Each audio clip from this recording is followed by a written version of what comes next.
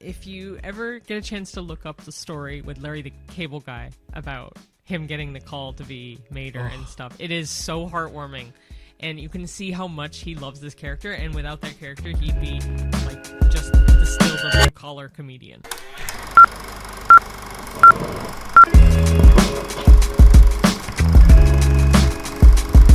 Hello, everyone. Hello. Welcome back to the 9th episode of the A-List Admission. Yes, and this episode is going to be a special episode. Yeah.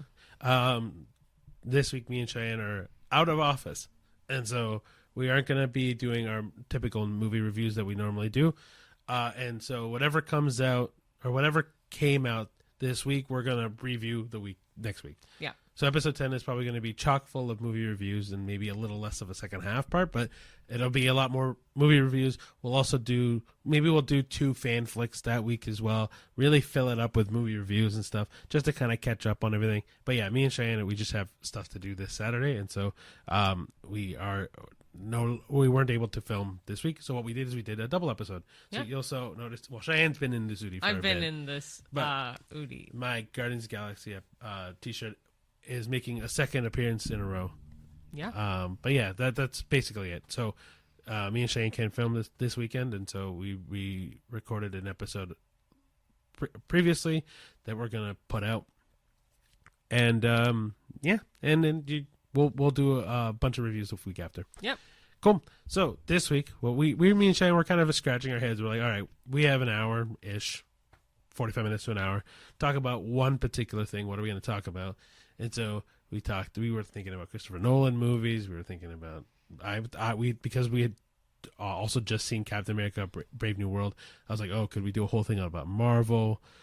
But we're like, no, let's make this easy on ourselves a little bit. Let's do Pixar. Pixar was the choice. And so we're going to talk about Pixar for the next 45 minutes to an hour. Like a rapid fire kind of thing, yeah. Kind of rapid fire, but kind of talking about movies that we really like about it and like go by. But like there's a lot of movies to go through in a kind of short bit of time. And so, yeah, we figured why not? Let's talk about Pixar. Yeah. I don't know how to start this. Well, we can go play by play. So what Ricky and I have been doing over the last little while is watching all the Pixar movies in order of their release. We've been doing this for a while, actually. Me and Cheyenne have been trying to do watch all the Pixar movies ever made for like almost a year now. Yeah, it's not like we could chop it off way faster than that. It was just other stuff. Yeah. But the first movie to cover is the classic Toy Story. This is kind of funny because this might be the best Pixar movie ever made. Well, it's the first one, right? So it's always going to be the better one. Yeah. Then directed by the infamous John Lasseter. That's all I'm going to say. But let's talk about some of the writers too, because Pete Docter is also phenomenal. You know what his big movie was for Pixar? Inside Out, right? Yeah. Yeah. Based it off his daughter. Oh. Anyway, but Andrew Stanton, I don't know if he's directed in this. We'll bring it up as it goes along. But Andrew Stanton is behind the scenes, probably one of the bigger players. Like, he directed the second Pixar movie. Did he actually? Well, he co-directed it. I'm joking. But Andrew Stanton, if he doesn't direct, he writes or does the screenplay for it. He's tied into this quite a bit. Okay. And then I didn't realize, but Joss Whedon also directed or wrote the screenplay for this movie, Toy Story, which Joss Whedon, if you watched our last episode, also directed the Avengers movie. So yeah, that's pretty cool. But yeah, Toy Story is one of my all-time favorite Pixar movies. It's very close to home. I think it's really cute. There's a couple things about the latter Toy Stories that now make me feel really old. I don't know if I can not spoil it. But what about in particular? Fuck it. I mean, again, this is these are going to be recaps of all the movies, so there might be some spoilers because they started in 1995. So there's definitely going to be spoilers. This is going to be a movie. We're talking about movies that have been released now, and if you haven't seen the first Toy Story movie, I'm going to be very honest with you, my friend. Like, you need to go see it. It's not really a conversation of it's just pure cinema, and it's perfect in a lot of ways. And oh, that's what I was going to say. I'm so sorry. The thing that makes me feel old now is that growing up, I knew Andy owned the toys, so his name was on the bottom of their shoe. Oh my God, yeah. Now it's Bonnie on the bottom of their shoe, which is really depressing. But anyway, Toy Story, love it. It makes sense, but like, we'll get to it Okay. when we get to Toy Story 3. Toy Story, yeah, it's a classic. And another thing about Pixar movies, I don't know when they started making it consistent, unless they did it from the very beginning. There's always two things usually in all of them. As an Easter egg, there's a Pizza Planet truck from Toy Story. So obviously, There's three things. Sorry, I just remembered one. okay, you can tell me the other one in a second. Pizza Planet truck, A113, which was the classroom where they essentially started all these ideas. So it's an homage to that classroom number. And then, I don't know if it started from the very beginning, but me and Shane always try to look for the nod to the next Marvel movie. Oh. Or Marvel movie. Next Pixar movie. Yeah. Because yeah. Yeah, because maybe not in everyone. I think it's in Toy Story for the next movie. I think so. You think? Okay, anyway. So, then based on what we can remember is every Pixar movie has a small reference to the next Pixar movie they're making. Mostly because obviously these movies come out 2-3 years in between of each other, so then animation takes a long time to do, and so they're usually already animating the next movie. So we'll bring it up as we go along, because there's a couple that come to mind right away when I think of it. So Toy Story, good option. It came out a year after I was born. You weren't even born yet. I was not even. I'm 2 years away from this, and Alex is 4 years away from this. His brother is. Oh yeah, anyway, my bad. But anyway, like the idea of cowboy arguing with Space Ranger, to me is such a. It's cute. But it's such a cool thing because it's sci-fi versus old western.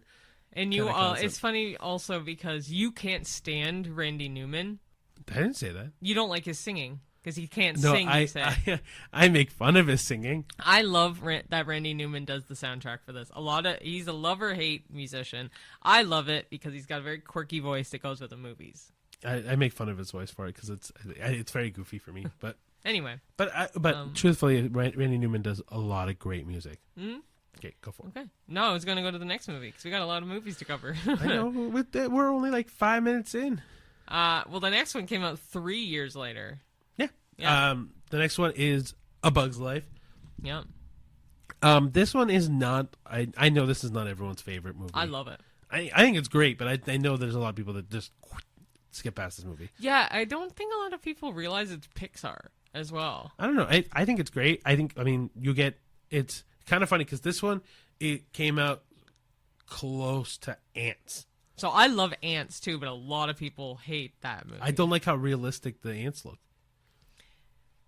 I love it. I thought it was great. I like the cartooniness of A Bug's Life. I also loved how they have the water and stuff to drink, or like however they eat and drink in Bug's Life and in Ants, but in Bug's Life, I love it.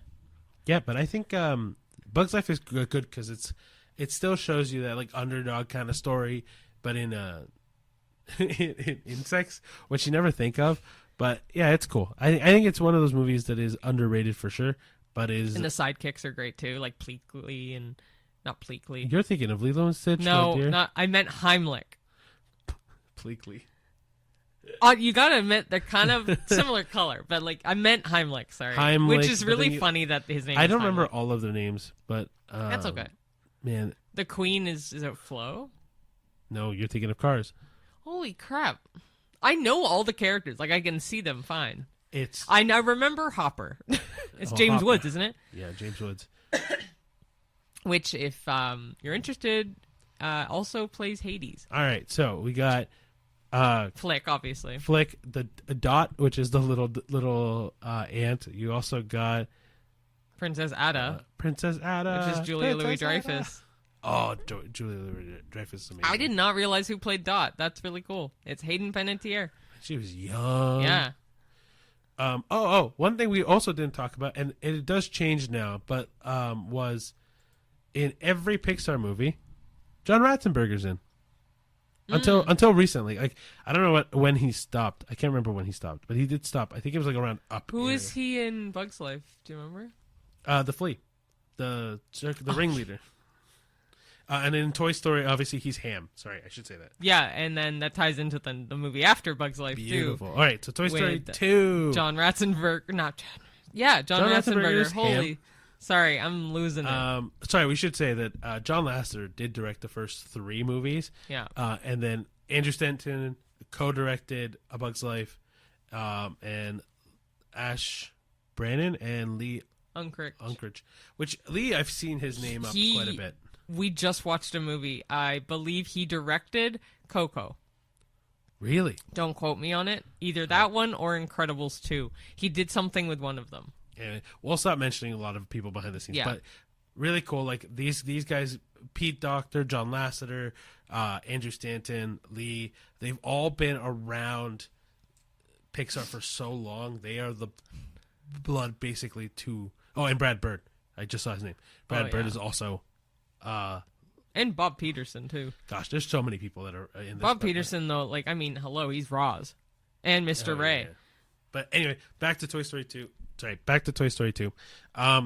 This one's cool because like you get now it's kind of like we know the main characters, but we're introducing a whole new concept. Like, what if we rip Woody away from the situation? What happens? Show you Woody's Roundup. But Woody's Roundup is a very different thing. Which I'll tell you about. Actually, okay, I'll bring up quickly. I saw a meme the other day where so because we're in 2025, we haven't heard anything about Beyond the Spider-Verse at all. And so I saw a meme the other day where it was and I don't know if you remember this in Toy Story 2 in particular, but Woody's watching all of the Woody's Roundup episodes, and he goes, all right, next one. And then they turn off the TV, and they're like, what happened? Where's the last episode? They're like, they canceled it. What do you mean they canceled it? There's another episode. And they're like, yep, that's it. And so I'm worried. A meme did that for the Spider-Verse movies, and I'm really worried that's what they're going to do. Oh, what's that have to do with this? Toy Story 2? Because that scene was from in that? Toy Story 2, yeah. So in Toy Story 2, Woody is realizes... I remember that now, yeah. Woody realizes he's a part of a collection of other toys in the Woody's Roundup TV show.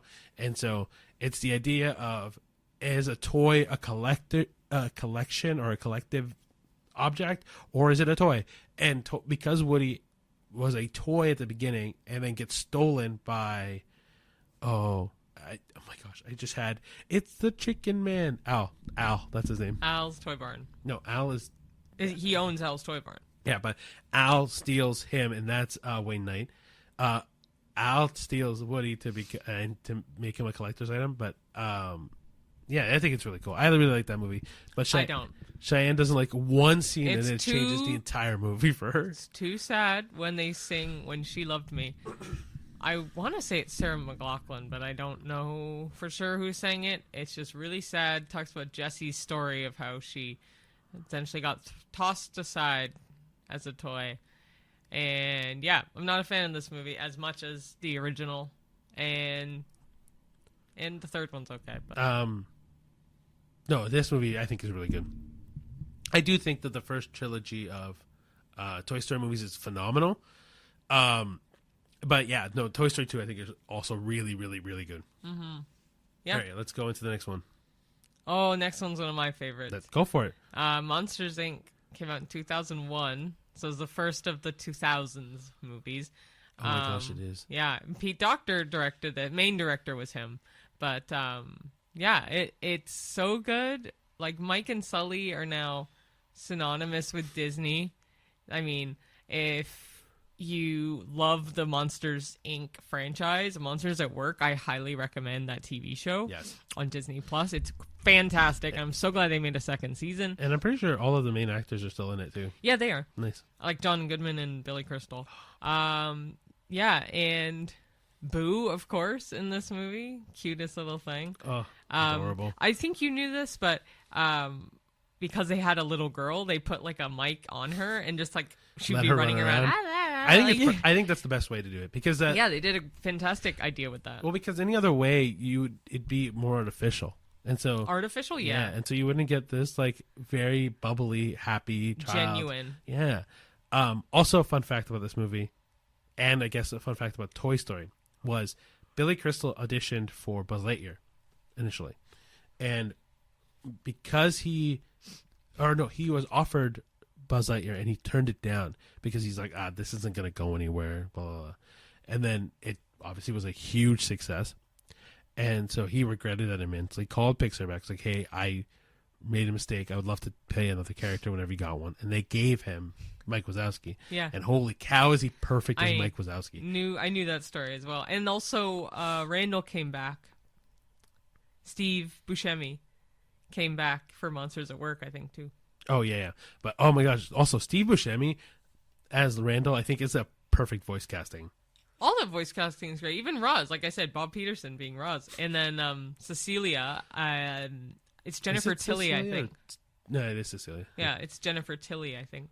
Yeah. But I don't know. This movie is also one of those movies where it doesn't feel kiddish. It has some maturity to it. It's when they really start to be like, you know what? Adults are really liking these movies. We could like expand on this. Yeah, like I think it's a proper, like almost like a pre-teen, like it's pre-teen, teenage, adult movie. Well, I mean, all of these are adult movies. Like you can watch these at any age. But they're also tailoring. So like I was in the heart of the age for Pixar, considering I was born right before the first one. So I would have been about 7 when this one came out. I would have been about 3. No, I know. So they were. I think they were gearing it to like my generation. Yeah. Very much so, because I was 7, but I remember. Yeah, because this is older. Like this movie doesn't feel like Toy Story 1. Doesn't feel like A Bug's Life. Doesn't even 24 years old. Holy cow! But it also doesn't feel like the next movie either. Like, well, for Monsters Inc. music, If I Didn't Have You is such a cute song. So No Word of a Lie. When the show Monsters at Work came out, that me and Cheyenne used to sing that song all the time in the car. What? If I had a rich man. Yeah. No, Monsters at Work didn't have it. No, though. but because of that show, we kept singing it in the car. Oh. I also, the theme. Like, I don't want to, obviously, so jazzy. Can't so do good. the whole sound, but yeah. Oh, so good. Yeah. That's a good one. And now I know for sure there's a nod to the next movie in one of Boo's toys. Oh my gosh. Yeah, this was one of the ones I was going to say. Yeah. Good call. Go for it. Yeah, okay. Next movie is Finding Nemo. And it's so weird. This is how old I feel. Is I have a few friends who were born the year Finding Nemo came out. And also have a friend who, meaning they weren't born when Monsters, Inc. came out. So, well, I mean, my youngest brother wasn't born yet. No, I know. It's just crazy to me because these movies feel like they came out maybe 10 years ago for me, like mentally. Yeah, like they came out. Yeah. So this one, this is when I really started to realize I had anxiety as a kid, but I didn't have any medicated way to combat it. So a lot of That's like fair. bad things that happen. Finding Nemo, case in point. Nemo gets lost. Like, and this might have started it. This might have definitely trauma. Oh, no, sorry. Toy Story 2 would have started it. Oh, that definitely started something. So if I already had it, it was just amping up more and more over time. Finding Nemo definitely did that. Although, yeah, great. I love the music in this one too. The like underwater-esque sounds. Now they do Beyond the Sea at the end credits and all that. I think it's really cute. It's really pretty, like the coral reef and all that. It's gorgeous. I think they also did a really good job making the fish and stuff. I don't want to say anatomically correct, but like they look like how the fish should look. What is John Lasseter in Monsters, Inc.? Sorry, I'm going back a bit. What is John Lasseter in Monsters, Inc.? You mean John Ratzenberger? John Lasseter, yeah. He's probably one of the, not doofuses, but there's like a tall, lanky one. There's, hi, Mike. Like, he's like, and then there's a fatter one. Well, like in Finding Nemo, he's the school of fish. Yeah. Sydney. Oh, like, so John Ratzenberg actually plays the abominable snowman Yeti. Like, welcome to the Himalayas. Snowcone. I was just going to say it's so funny because we didn't remember what he played at first, but you say that quote so much, like it doesn't even matter. Like you may not always say welcome to the Himalayas, but you'll be like Snowcone. Like, it's such a because it's so okay. John Ratzenberger, I know that he doesn't have like a huge role in these movies. It's a memorable role, but every role he does is brilliant. Even in the next one, but but let's talk about Finding Nemo some more. And then Bruce the shark and like Oh, fish are friends, not food. Yeah. Except for stinking dolphins. yeah, all the voices are great in this. And if you have been to Walt Disney World, I don't think it's there anymore. No, the Crush thing is gone. No. So there's two things. There's Turtle Talk with Crush, which may still be there. I love Turtle Talk with And Crush. then Finding Nemo the musical, which used to be, if you're an OG Disney Park fan like me, it used to be Tarzan Rocks, which was all Phil Collins music, obviously, from Tarzan, but it was all acrobatic circus people on like something bikes. It's a type of stunt bike, X bike, something X, Sure. BMX.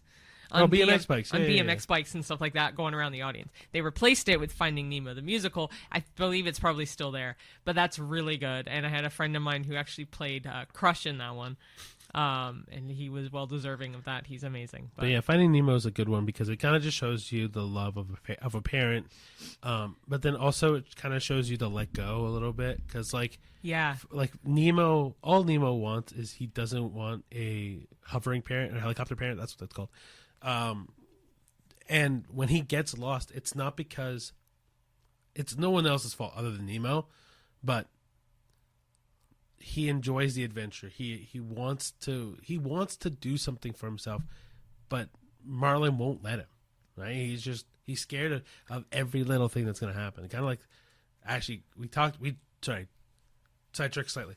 We just talked about Paddington in Peru, but he's kind of like the risk assessment, the dad in Paddington in Peru. But anyway, Marlin is he's super helicopter parent. Yeah. So it helps that he meets Dory. Yeah, the forgetful, like carefree. I don't know what type of fish they are. She is. Oh, I knew it. It's okay. She's a blue something. Blue Tang? Yes. Yeah. Cool. Together, our minds combined. Yeah, but Dory being the forgetful nature, you can tell Marlin kind of does that bit with her being like her dad kind of character with it, but he also grows a lot from the adventure of going to find Nemo, right? Because he puts himself in a very risky situation multiple times. And then he really learns to value life. Yeah. It's a great movie. And yeah, Crush and Squirt are amazing. And I love the fact they made Crush a surfer dude. I think that was such a smart move on their part, honestly. Give me some fin. Noggin. Dude, yeah. So that's a great movie. And the next movie, this is for me what cemented Brad Bird in Pixar, because he wrote this, directed it, he did the screenplay, he did all of it, but it was for The Incredibles. Oh. Such a good movie, and this is one of the few in the franchises that they made where I, if anything, kind of prefer the sequel or think that the sequel was just as great as the first one. I don't think I preferred the sequel. I think it's just as good. They're both really great. Yeah, it's about kind of like an even more Disney version of Fantastic Four. But like Mr. Incredible. It was totally wicked. That was so totally wicked.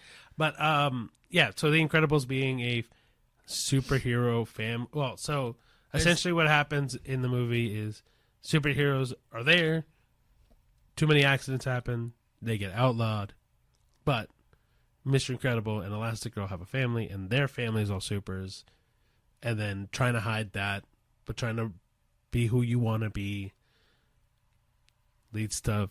Do they ban superheroes in the first movie? They do in the second. No. The whole point about this... the whole point about the first movie is that they ban superheroes, and they have to hide them. When you think about...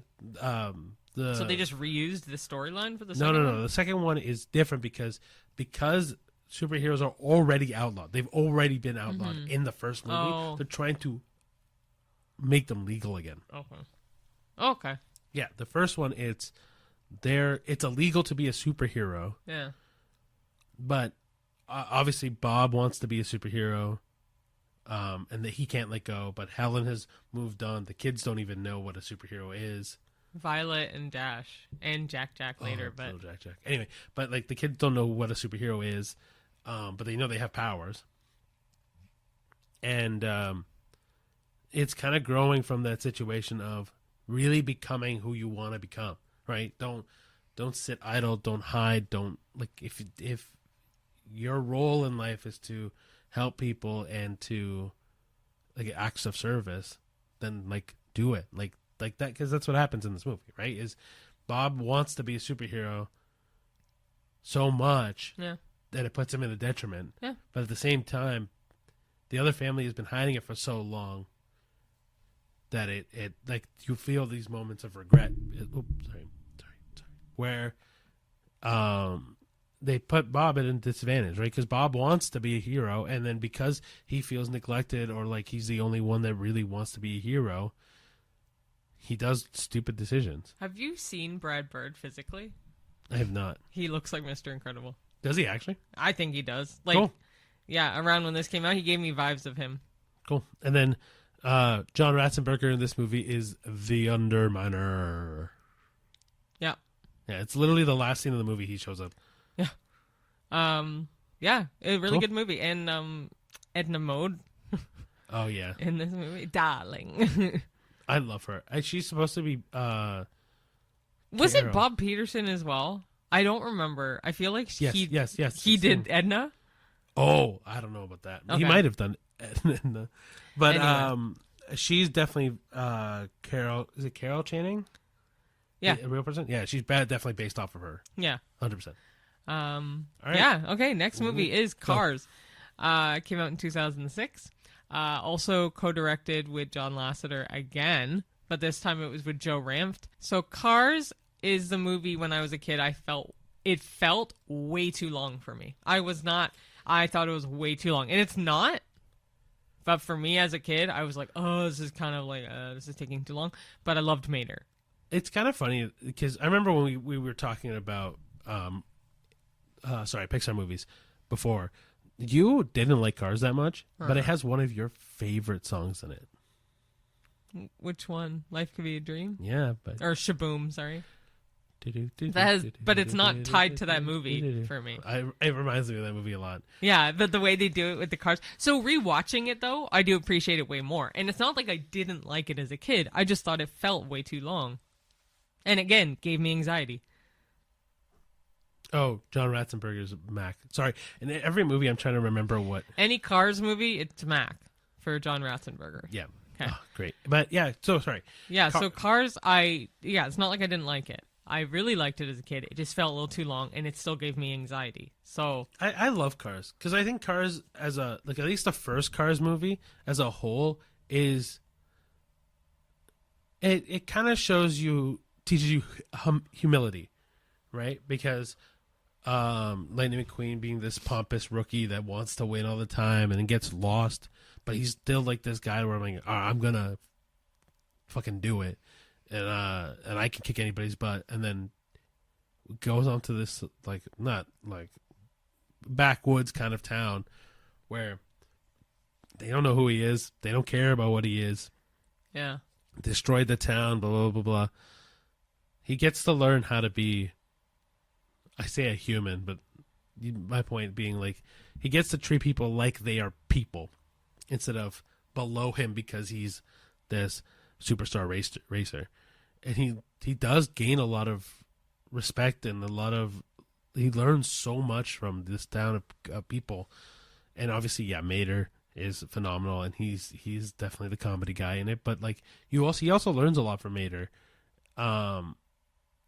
It's one of those nice heartwarming movies. It is really cute. And if you ever get a chance to look up the story with Larry the Cable Guy about him getting the call to be Mater and stuff. It is so heartwarming. And you can see how much he loves this character. And without that character, he'd be just still the blue-collar comedian.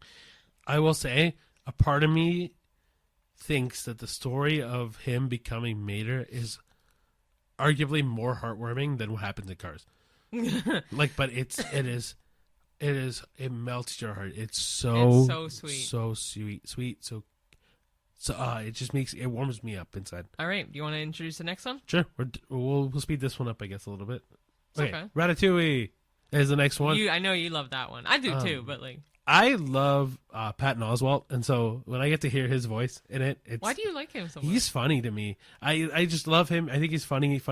I don't think he gets enough praises that he gets. It's really sad that his wife died, though. Yeah, I mean, but like. No, I know he's so young. She was so young. So, but anyway, but yeah, Patton Oswalt adds his funny kind of like dry humor to this, and the kind of like cool idea to think that like a rat who's usually considered the dirtiest animal outside in the is world, obsessed with cuisine and the fine fine dining, cooking and the cleanliness of it all, and I love just, Remy, and it gives me nods to our hamster that we had. Like, oh yeah, I knew, and her name was Remus from Harry Potter, but when I think of Remy, it gives me nods to that, and just I don't know, the love he has for food is the love I had for her. So yeah, I think this movie is very endearing, and Linguini's fun. You get to kind of see like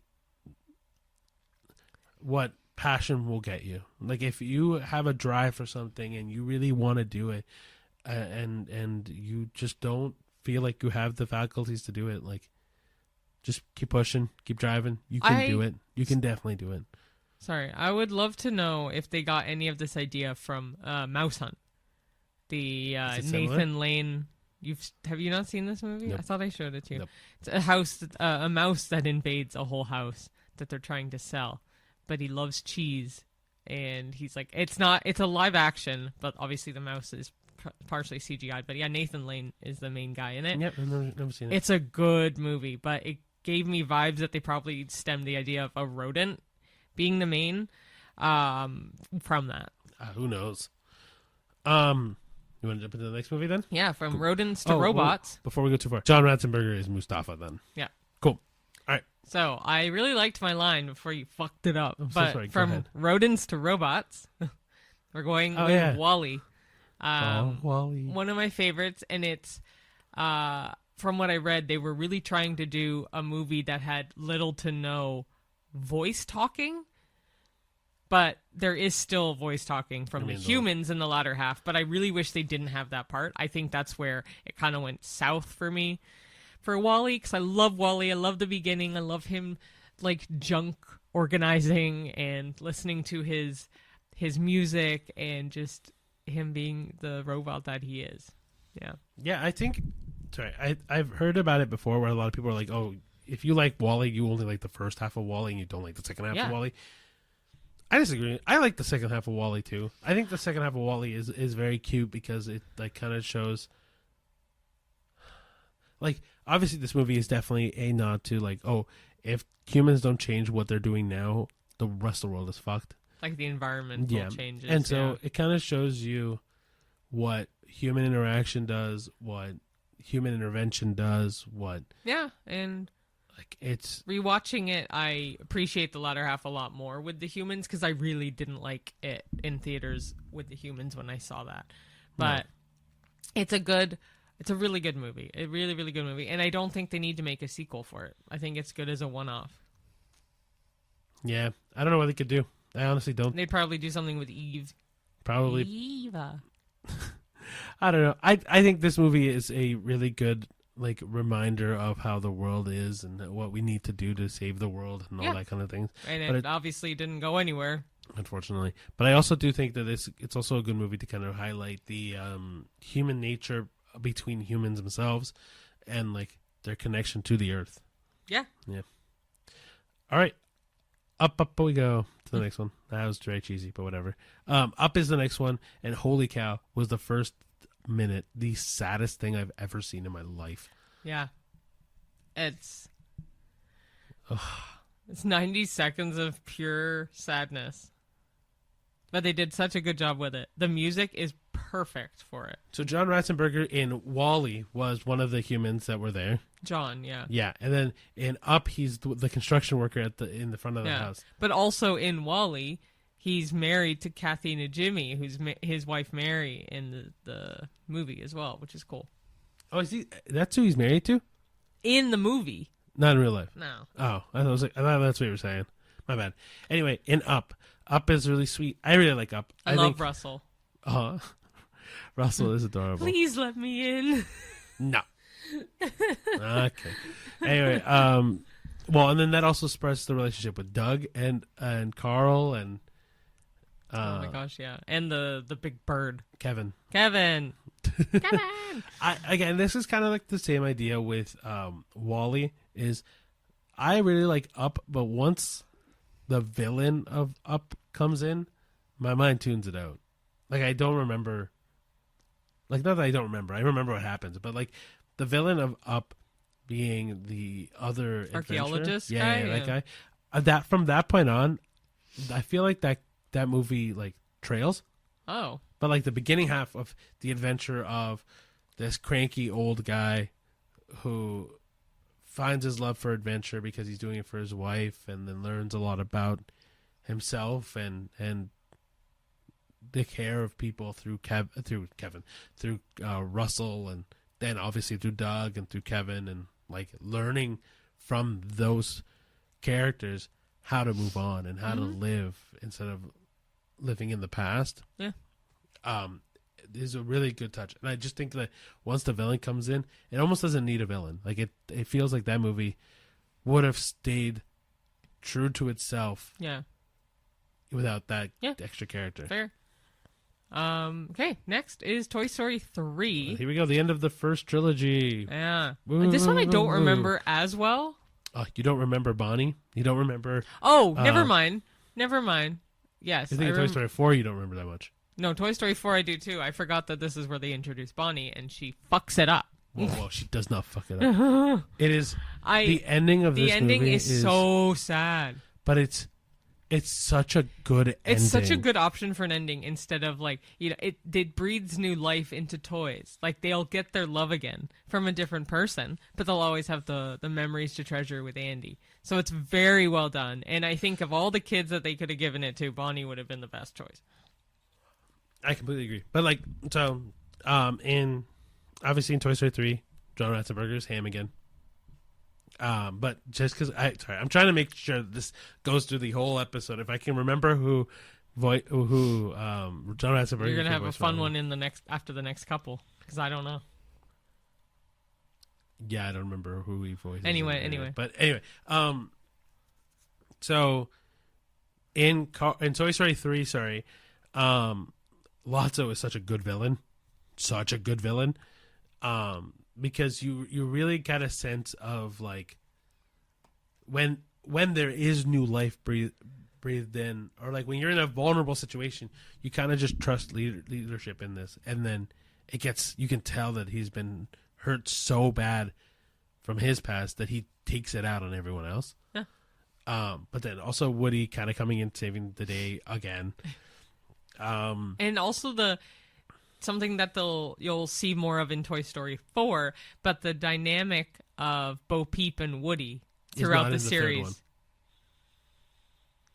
No, I know it's not. I'm just saying in general, that's something to keep out for in Toy Story 4. But in the first two, that is very much so. Yeah, but the third one, Bo Peep's not in it at all. Wonder why. She gets sold. That's the idea, right? That they give her away. Oh, okay. And then you find her again in the fourth one. Anyway, but in the third one, I don't know. I love the idea of like even when kids grow old and in this case, obviously his toys were supposed to go to the attic and then they get tossed out instead or donated instead. Breathing in new life to toys that would otherwise just sit and not move, right? It's just that the only thing I can think of is the two major scenes for me is the scene they almost die in, and the scene that they get given to Bonnie. Because the scene they almost die in, I could not believe they were going to kill off those characters. I remember watching this in the theater and like almost it was in tears at the fact they were going to die. In tears. Yep. Fair. Because basically to set up the scene a little bit, they get tossed into a garbage, then they go through basically the entire process of the garbage and they survive, only to get put into an incinerator, and there is nothing. There's no hope. It literally feels like that's it. It's over. Yeah. And it's saved by the three green alien men, and a little callback to the first movie and the claw. that saves them out of Oh, the yeah. garbage. But like when I watched it, not knowing that, I couldn't. Your mind kind of like reels and go like, what are they going to do? How are they going to get out of this? And there's nothing. There's nothing. And then like it saves them. But then obviously the last scene where Andy's playing with Bonnie and all the toys again, just it wrecks your heart again. And you think there's not going to be another movie, and then they make one, and now they're making another one. So yeah, but that's a different conversation altogether. So, side note, I found out something interesting. Michael Giacchino, I think that's how you say his name. He is the like song guy for a bunch of the movies. Case in point, Up, he did the music for. So I was like, oh, what other movies give the same vibe? Inside Out gives the same vibe. Lo and behold, he's the music guy for Inside Out. So there's a couple movies that have very similar theming, and he's done the music for that. So I thought that was really cool. But well, he also does the movie for the music for the next movie, Cars 2. Which Mac is John Ratzenberger. Yeah. This one doesn't need much explanation. I'm not a huge fan of it. This one I think is the worst Pixar movie so far that's come out, and the only reason why I say that is because Cars itself. So Cars 1 is about cars. Yeah. Cars 2 or like Cars 1 is about the humanity in cars, right? Being able to grow from a like spoiled kind of brat situation and respect other people's positions. Cars 2 is a spy movie. Yeah. And it takes the whole human aspect out of it. Like I mean, at least they redeemed themselves in the third one. The third one is great but it goes back to... Yeah, we'll talk about that when it comes. Anyway, but like Cars 2 to me, the missed mark to me is it removes all the humility out of it. Mm-hmm. Right? And even if they wanted to do something a little bit more extravagant and extreme, they could have, but I feel like the spy movie is just out of touch to this series. Yeah. Very much so. It's not great. No. Not worth it. Easy pass then, because to the next one, which is one of my favorites for the music and the scenery, is Brave, which came out in, I believe, 2012, and John Ratzenberger plays... one of the guards. I don't remember his name. In Brave, yeah. I think it's great. It's also one of the movies that has, like, no previous directors and stuff. Like, it's all different people. Oh, yeah, completely. The whole thing is different. I don't know if maybe they're Irish or Scottish background. Maybe that's why, to make it more authentic. But I do quite love this movie for... I don't really like the storyline. I actually think the storyline's kind of stupid. I like the storyline. The Will-o'-the-Wisp and the mom turning into a bear and all this. I think it's a little far-stretched. Up until the people turning into bears, I like this movie a lot. Yeah, I like it. The scenery is gorgeous for animation. Gorgeous. And seeing it on the big screen was amazing to see it. Cheyenne quotes this movie a lot. I'll be shooting for my own hand. But it's a great movie, and I think it's... If you had to change your fate, would you? Sorry, I had to do one more. But it's a great movie. I think it's kind of like... Don't get me wrong, I don't think it's on par with like Toy Story or like Finding Nemo or Monsters University, but I still think it's a really good movie. Yeah. No, 100% is. I really do like Brave, and I also like some of the music, or like I like all the music, but like there's a couple songs with words in it that I really like. I think it's Touch the Sky is what it's called. That's a good one. Yeah. One quick thing before we move on to the next movie, because we've mentioned it earlier, the thing for this movie that ties it into the next one is that there's a witch in this one that sells like wood crafts and stuff like that, and does paintings and stuff. She paints Sully in one of the paintings. Yeah. That's cool. So then obviously that shoots into our next movie, which is Monsters University, which we already know who John Ratzenberger is. Yeah, he's the Yeti again, which I always forget that he's in this movie. As an employee, though. But it's still like weird. A mailroom employee. I did forget that he's in it. But yeah, he is the Yeti again in this one. I really like this one, and it's also the first time Pixar did a prequel, not a sequel. Oh, yeah, you're right. Which I appreciate. I don't even know if they did any other... Yes, they did. The next one. Oh. Well, no. Not the next one. Sorry. Finding Dory is kind of both. That's a sequel. It's kind of both. Yes, but anyway. Monsters University, I really like. I own the hat, the MU hat. I got it at Disney when it first came out. It's such a cute movie series as a whole. I just love the monsters, and I have nothing really bad to say about Monstropolis or anything in these movies because they just warm my heart, and this one is no exception. And this is where a lot of the vibe of this movie is for Monsters at Work, I find. Strips more from this movie than anything But also, else. one of the things that I like a lot about this is that you think... So, because you have the idea that in Monsters, Inc., that Sully is the big scarer, that he has a lot of expectation on him, all that stuff, right? Because I guess his dad also used to be a scarer. In this movie, I thought you were going to follow the expectation of that again. Yeah. But it's not. You follow Mike. Yeah. And how Mike really, really, really wants to be a scarer. Yeah. And which is unexpected because in the first movie, he seems happy being the desk guy or like the assistant, the man behind the camera, kind of yeah. But in this one, he really wants to be a scarer, and he doesn't obviously. But like, it's kind of sad, but it's also kind of sweet that he has this moment where he goes, you know what? No, I'm better at this. Yeah, and I'm trying to remember the name of the fraternity that he ends up joining. Uzma Kappa. Uzma Kappa, thank you. The mom of the one kid is so funny. And like when she's like playing the metal music in the car to relax. Anyway, I really like this movie. I think there's it's a really lot good of option. good characters. Like even Nathan Fillion plays the... Oh, does he? The bully. Yeah, he plays the bully. He's it's same in the show as well. Yeah, but, I didn't realize he plays the bully, and the bully is a great character. I think they introduce him into this, and it works really well because Randall's also in this, but he's not the villain in this. And what was I saying? Yeah, the bully does a great job at adding tension to this movie. Mm-hmm. Yeah, ready to go to the next one? Yes, sir. All right. Inside Out.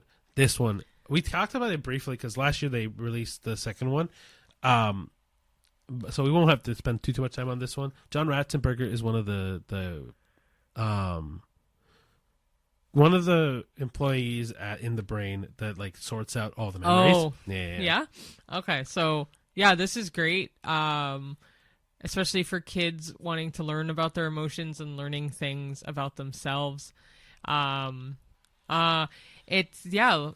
It has joy, sadness, anger, fear, and disgust that are ruling or manning over Riley's mind. Yes.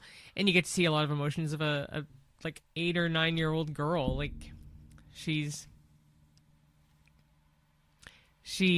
just trying to figure herself out. And it's cute. It's very cute. And the song in it is very synonymous with, like, I see it all over, like, TikTok and social media, like, new baby foot videos and stuff. Yeah. It has that in the background. It's a good movie. I don't really like who they replaced a couple voices with in the second one, but the original, like, Anger being Lewis Black is great. I have issues with the second one more because of that, but like the first one being honestly one of the things I love about the first one is how open people got with emotions after this, because it's just talking about your bare emotions out in the world and like really bearing down on them and trying to like get people to open up about things that bother them on the inside. And obviously this is a very easy movie to digest emotions with, and introducing them to kids very early. Like, oh, do you feel like this is a sad memory? Do you feel like this is a happy memory? Do you feel like this is like, do you feel jealous? Do you feel like, I know obviously like you'll get to see other characters in the next one, but yeah. Next movie is one that I did not watch at all until last year. Well, this is the one that I talked about also being a very underrated movie. Yeah, and I didn't want to watch it, one, because I heard it was complete trash, and two, that it was extremely sad. But I'm like, you know what? We were doing our marathon in order, so we decided to watch The Good Dinosaur. And I completely changed my mind. I think it's a great movie. It's also not terribly sad. Like it's sad for me. Sad. I am very sad. easy to be like, no, I will not watch it if it's sad. Yeah, but it's not that sad. For me, it's sad. Okay, what makes it sad? I don't know what to tell you. It's just sad. But what scene? A lot of it. It's just sad. Like he loses. He gets lost. Okay, yes, I know the dad dies very early. Yeah, all that stuff. Are you kidding me? But apart from the dad dying, After that, it's not. I don't find it that sad. That's fine. I find stuff sad easily, and I hate crying, so I refuse to watch stuff that's even remotely sad, or music that is remotely sad for that reason. But that's a whole separate issue. So I will just talk about this movie, because... What's the name of the dinosaur again? Arlo. Arlo. I was supposed to say Alf. I think it's very cute. And I think the little boy in it, like having a human-esque dinosaur be friends with an animal-esque human. Yep. And then John Ratzenberger is... He's one of the velociraptors in I know you're annoyed about me bringing up John Ratzenberger. No. Yeah, but I think that The Good Dinosaur is vastly underrated. Yeah, I think it was well worth watching, and I would definitely watch that again, no problem. 100%. I completely agree with you. All right, so the next movie is Finding Dory. Yep. And who does he play? He plays... John Ratzenberger, Bill a.k.a. the crab. Husband crab, yeah, Bill. I remember that character. I do. I remember it. It's a couple that find Dory. I think when she's older.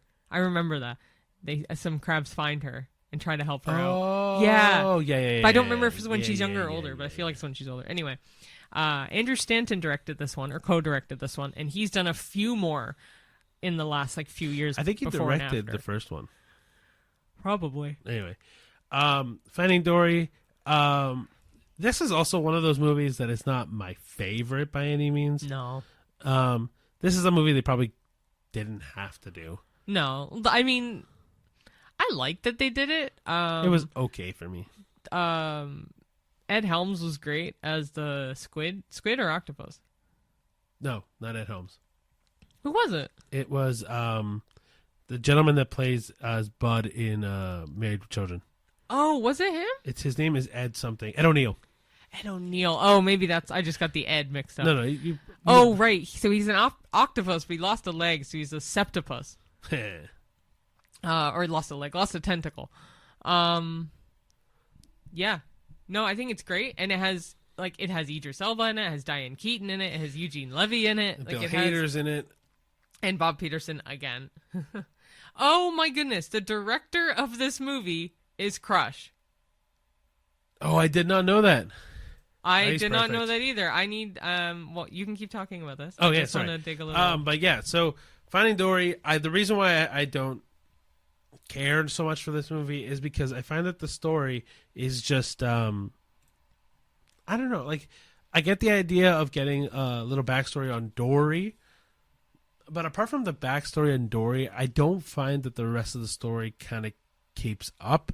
Yeah. I feel like it's trying too much to be outside the ocean when it shouldn't have been outside the ocean. I don't know. My take on it, it's not one of the best ones. No, not really. I also did find out, Andrew Stanton did direct Finding Nemo, so Crush directed the movies. Perfect. Which is awesome. So now the next three that we're going to talk about, we actually just watched this week. Yes. In our marathon. Yes. So we're very up to speed on this. First one being Cars 3. This was the first movie that Ricky and I ever saw together on our first official date. Yeah. At the movies. Yeah. Our first official date was June, I want to say it was 22nd of 2017. This came out June 16th of 2017. Yeah. So the first time we went to the movies together, first time we did. First official date was everything. Cars 3. I did not remember much of it at all on the first date because I think I was just too nervous. That's fair. But this movie in particular, so this to me is the return to form of Cars, because Cars 2 feels so different from Cars 1 and 3. It's like Back to the Future. Like Back to the Future 2 is so different, so is 3, but 2 is so vastly different because they had to rework it without Crispin Glover. I feel like the vibe of Cars 2 is the same vibe for me of Back to the Future 2. But Cars 3, I think, they really redeemed themselves, and very much so. Cruz Ramirez was a great addition. Yes. And I loved the fact that it wasn't some type of stupid love triangle potentially between Cruz, Lightning, and Sally. I love that Lightning and Sally are still a bond. They love each other. That's not going anywhere. He's just helping Cruz get her potential. 100%. And I think that Cars 3 does a great job at bringing it back to the main two things that the Cars franchise is known for. And it's, one, car racing and focusing on the cars aspect, and 2, also focusing on the human condition. Like Lightning is getting old, so he feels it, right? And then the care that he realizes that he has for nurturing the racing talent and in Cruz Ramirez, and But it's not focusing on this side random tangent. But he also doesn't mentally feel old. He physically is old. He just doesn't mentally want to get to that point. Yeah, but then he realizes that it's the moment to step back, right? He doesn't force this, but he also truly is the movie I love because it's the humanness of it. Yeah. And the nod to the next movie in Cars 3 is there's a photo that's taken at the archway to Santa Cecilia. Yes. Which is the city in where Coco takes place. And I was correct earlier that Lee Unkrich did direct Coco. Yes. Cars 3, also John Ratzenberger's Mac. That was it. So John Ratzenberger plays, do you know the name? Juan Ortodencia. Yes. So it's I guess one of the already dead people whose dentist puts his face on an ofrenda. It'll probably be in the graveyard scene where the dentist or comes out. It's by the check-in point or something. Oh, maybe, yeah. Anyway, love this movie, and I know you love it as well. Yeah, but I love it. The music in this is phenomenal. Michael Giacchino once again. That's case in point. If you're gonna get good music, it's Michael Giacchino. But the music in this is phenomenal. Like Remember Me, I think was playing on repeat everywhere. Poco Loco is one that we always sing all the time. But even then, like I wish the last song that you hear, "The World Is Mi Familia," I wish it was longer. That's my favorite. Like I love that one. Yeah.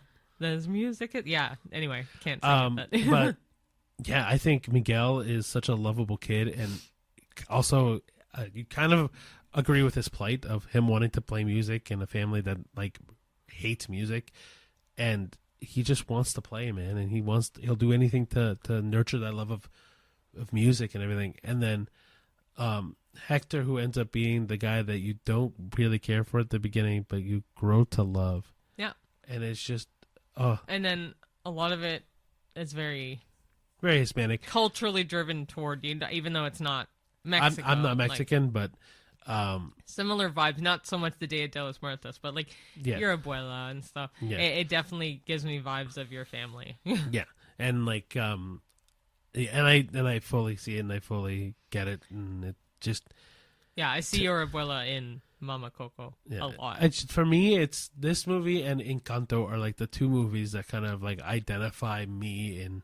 But Encanto's not Pixar. No, it's Disney. But like Coco and Encanto are kind of like the two movies that are Latin that like really speak to me. Yeah. Really speak to me. Well, also Dos Oruguitas from Encanto. Oh. That was on the radio everywhere. Or We Don't Talk About Bruno. We Don't Talk About Bruno was everywhere. But anyway, like Coco in particular is just a movie. It's a... Man, it is just gorgeous to me. Like it's one of those movies that really knows how to treat the human condition. Yeah. Again, like just the love of death, love of life, and how family is important, and how one little thing can spin out of control, but you can always bring it back down. Yeah. And then 14 years later, the sequel to Incredibles came out. I was like, after Coco? And no. I was like, no. Anyway, 14 years. It was Incredibles 2, which the most recent one we have watched in our marathon. I mean, we've seen them all, but like in our current marathon of rewatches. I loved it. Rewatching it again, even more so, and Jack is freaking adorable. No, he steals the show. So cute. And Edna and Jack too. And the shorts they did with this was also really great. Yeah. Really good choice. So really, it's a really cool idea to like bring these superheroes back after the whole Underminer thing, which John Ratzenberger's Underminer in this. But yeah, like it's really cool to kind of go back and look at these superheroes and kind of go, okay, what is the aftermath after they've released themselves out in the public eye, and what spins from it is really fascinating. And I think it's really cool. Yeah. I think it's a cool way to throw us back into this world. Yeah. Yeah. Next. Toy Story 4? Yeah. Yeah, sorry. I skipped ahead. I went with the onwards. But No, that's the one I wanted to mention. that's For fine. That's why you stopped. Okay, Toy Story 4. Just a quick John Ratzenberger's ham. But apart from that, Toy Story 4 is interesting. I don't agree that they should have done a fourth movie solely because solely because this story just felt like a beautiful wrap-up on number 3. That when 4 comes out, it feels like an afterthought, and I feel bad because it shouldn't be an afterthought, or it shouldn't. Because it's good. It's an okay movie for me. Like, it's the idea that Woody would actively leave. That's what. The gang and I always so forget. hard. So I get 3 and 4, the storylines mixed up, even though they're very different from each other. But I remember that this is the one with Kevin Hart in it. Kevin Hart, Keegan-Michael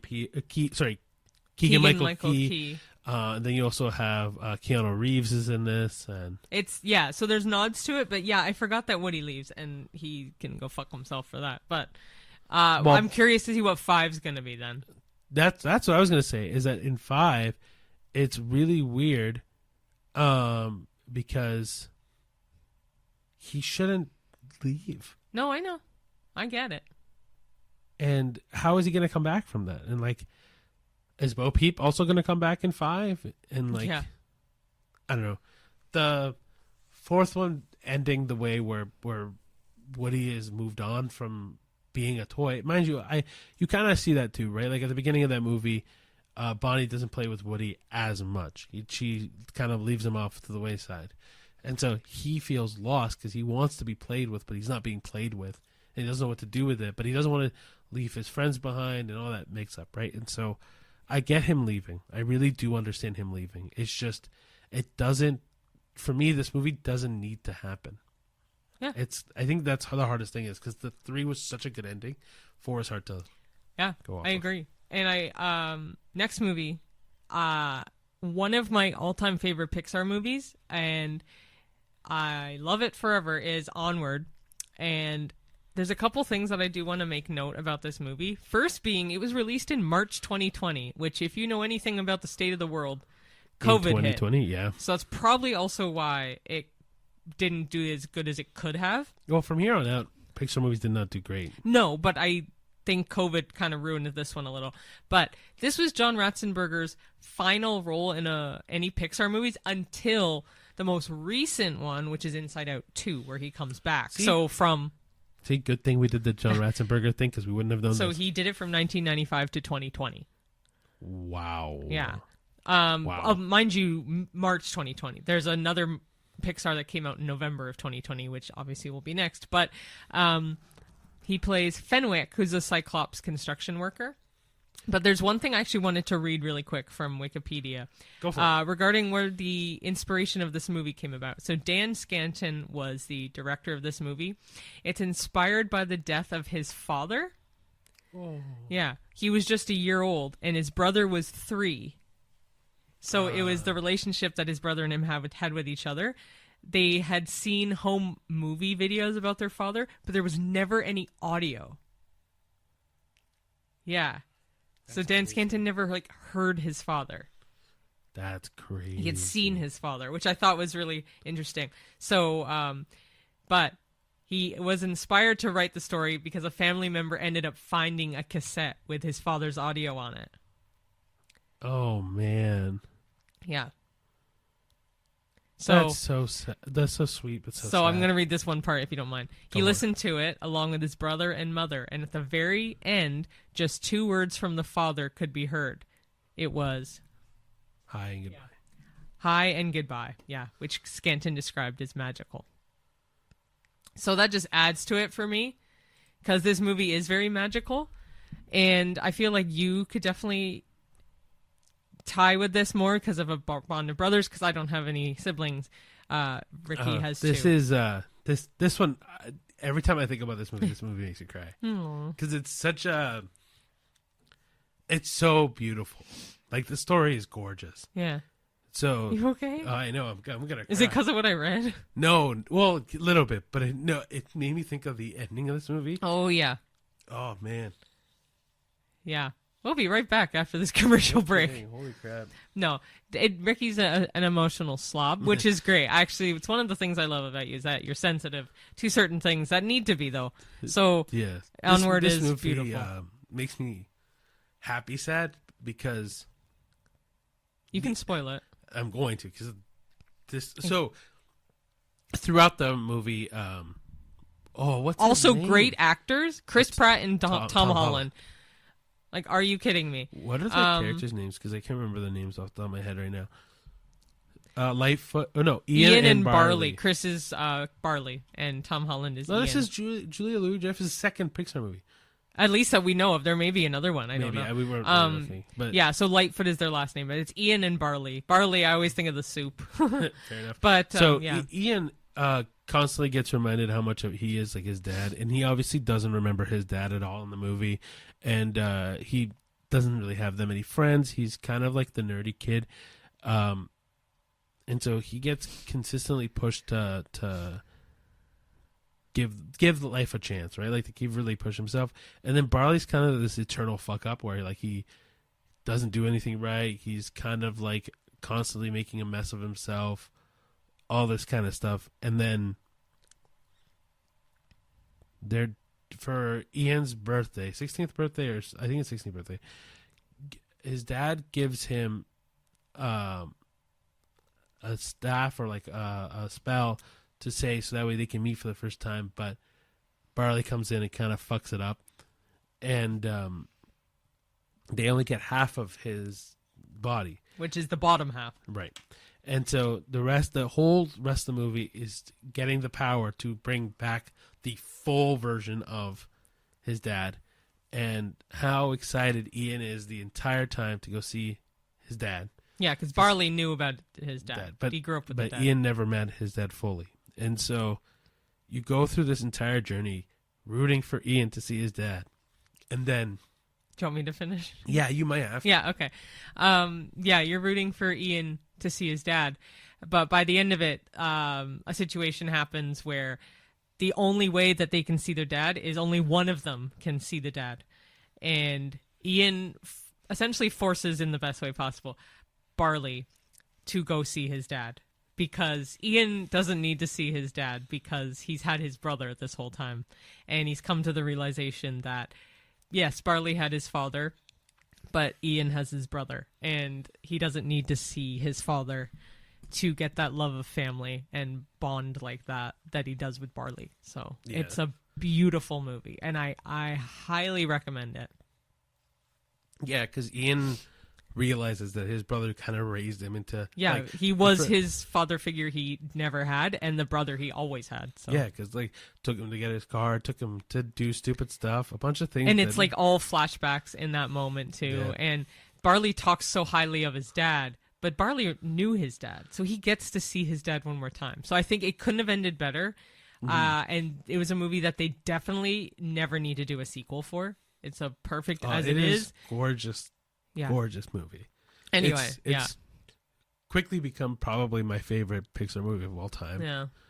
Especially because I didn't think when we were talking about this that I'd be this choked up talking about it. Oh, but it is. It's I cry so much watching this movie, but it's one of the few movies, if the only movie, that I will willingly cry and watch it again. Because a lot of movies, if it makes me cry, I really don't want to watch it again. This movie, I have no problem crying because it's so good. Next one is the one I remember the least. Same here. Soul is not. All right, not to say that this movie is bad by any means. It's a good movie because it kind of shows you the Soul, but like the idea that every one person that's alive has purpose, right? There's a drive to it, like because the main character, spoiler alert, dies pretty early in the movie anyway. That's the point, yeah. And so you get to see his soul and what happens when someone passes and how in his drive to come back, because he really feels like he isn't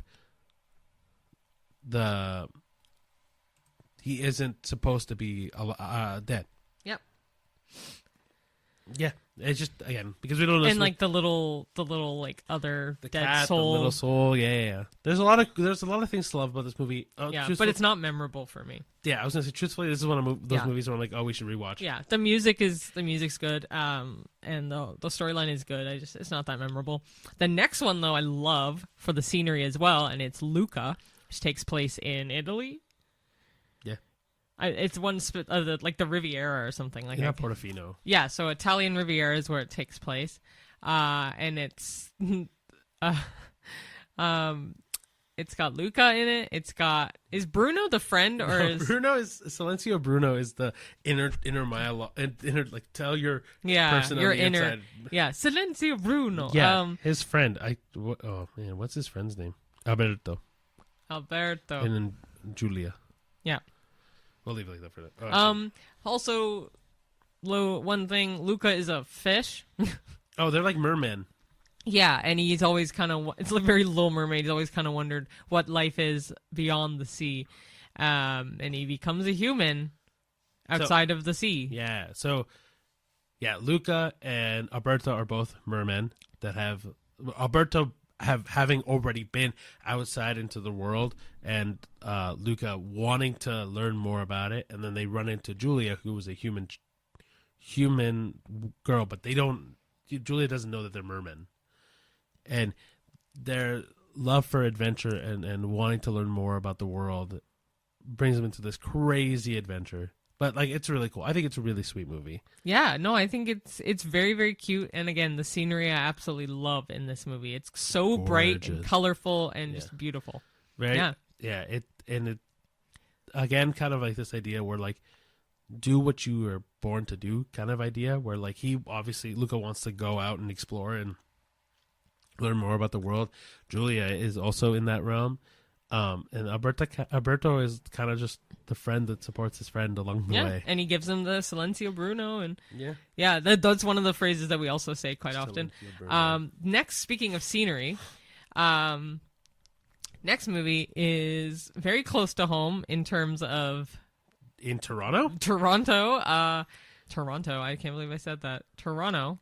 You said Toronto? I did. What? Yeah, I know. I always bug Ricky that he loves this movie more than me because of one boy band in it. Yeah, band is called Four Town. And you are a huge fangirl for Four Town. They are good. It made me laugh so much how much he was obsessed with that song when the movie came out. I didn't think this movie was that good.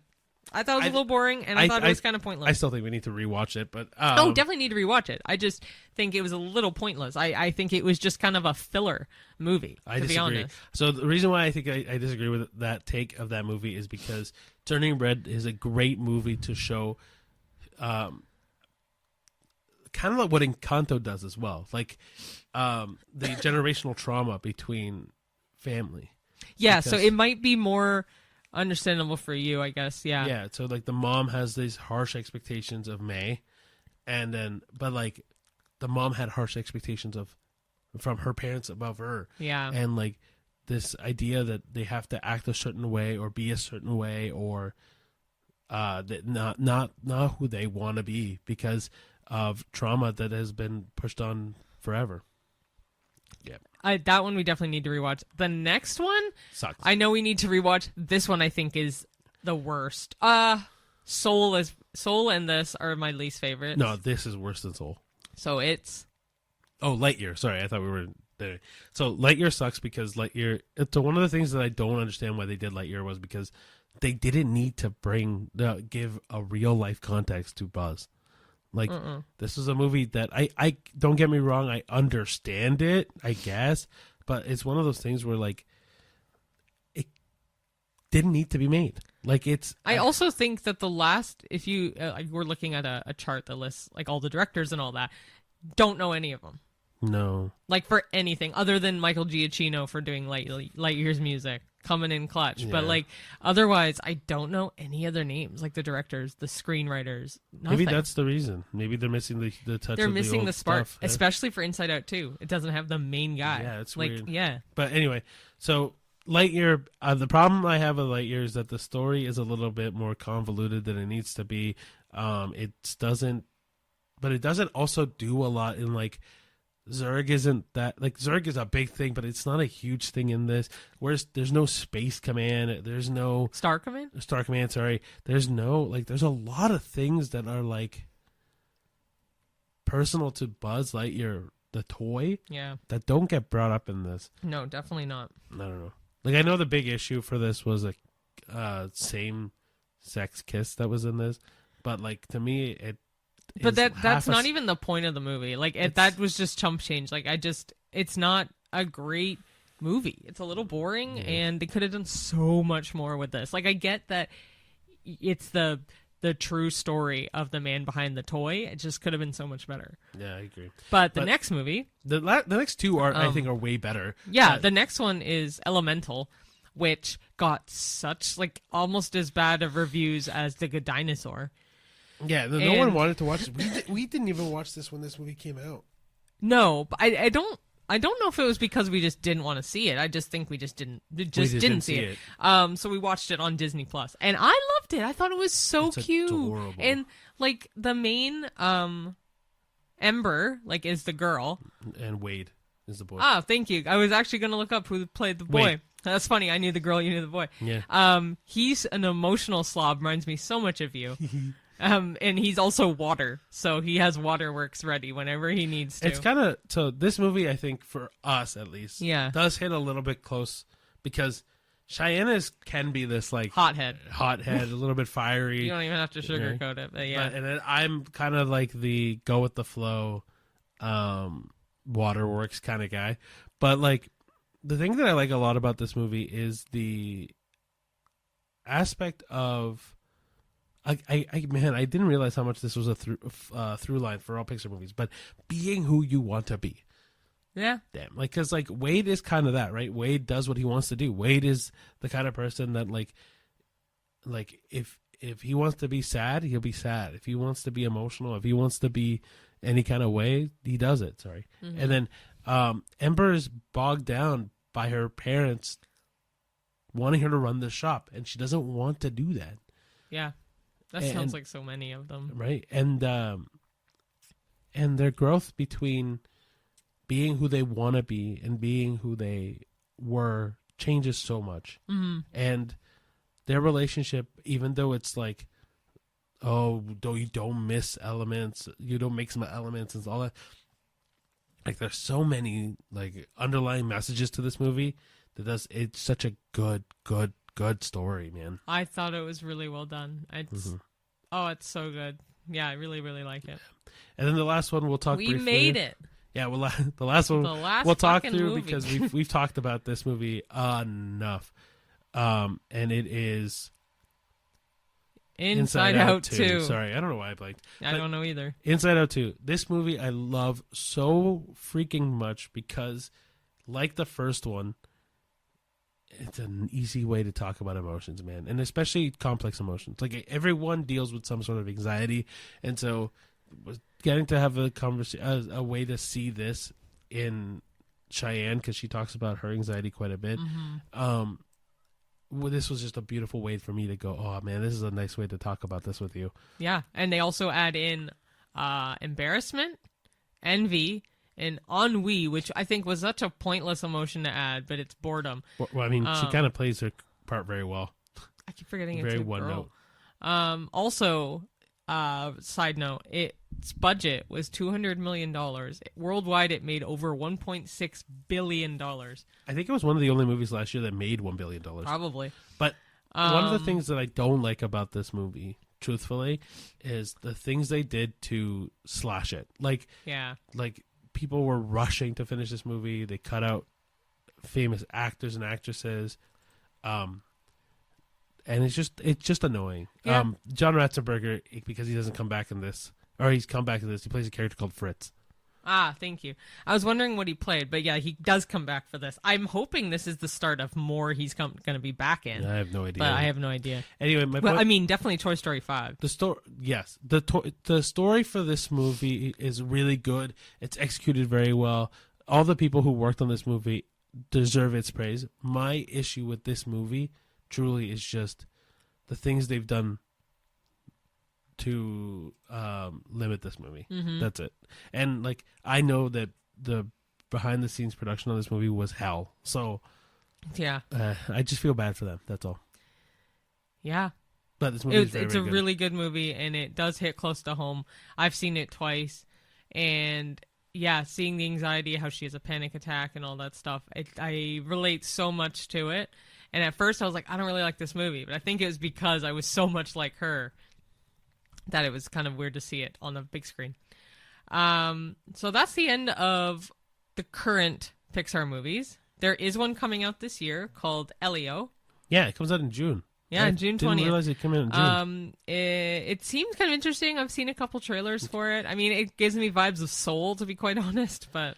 Well, this is a kid that thinks he should be abducted by aliens. Yeah. And then he gets abducted by aliens. Yep, and he's... And then he says he's the ruler of Earth.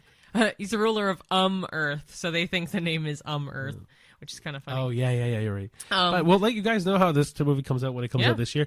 But thank you so much for staying around for this entire This is a longer podcast than we thought it was going to be.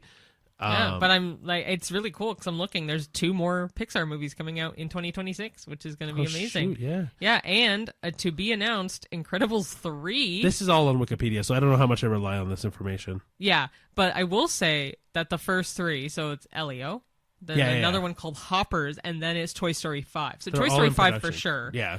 Elio for sure. So Yeah. I'd assume Hoppers for sure because it even has the producer, the writer, the director. Well, it's also all in production right now. So Yeah. So so Elio coming out this year. Hoppers is coming out March 6th next year, and then Toy Story June 19th of next year. Those are all movies that are supposedly happening. Oh, definitely going to happen in the next couple of years. Yeah. Incredibles 3, we'll see. But regardless of, guys, thank you so much for watching this odd podcast. Follow us along every Tuesday for new episodes. Keep up to date on TikTok, on Twitter, on Instagram, on YouTube, on Facebook, on Threads, Letterboxd. Am I missing any? Spotify. Spotify. You said YouTube? Yep. Apple Podcasts. Apple and Podcasts. anywhere you get your podcast. Exactly. And remember, guys, keep going to the movies. Keep watching new movies. We'll be back next week with a bunch of new reviews and all that good stuff. And we will. And see you at the movies. See you at the movies. Bye, guys. Bye.